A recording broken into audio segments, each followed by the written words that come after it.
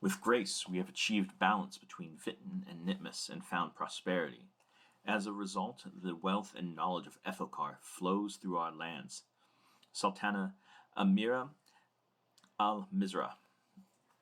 It is often remarked that the wealth of Al-Sandan is hidden below its barren landscape. To a certain extent, this is certainly true. There is great mineral wealth, particularly in the mountains, such as gold, silver, iron, copper, as well as various precious gems. And while these might have gotten the kingdom started, it is what they did with it that makes them the wealthiest nation on Efoqar. There are no higher centers of learning than the universities of Tassilt.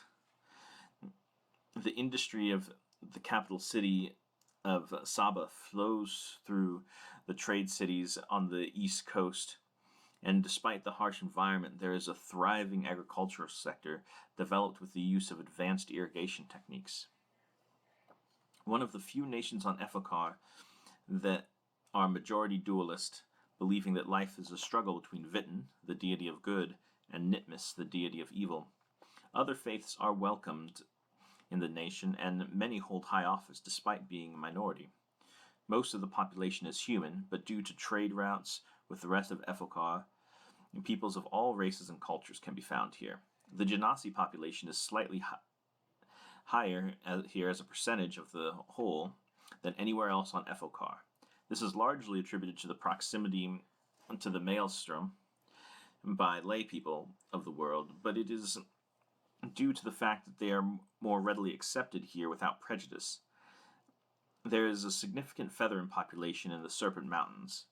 Outside of the cities and the immediate area that is irrigated, the desert is populated by tribes that, while still a part of the kingdom, have a unique culture all their own.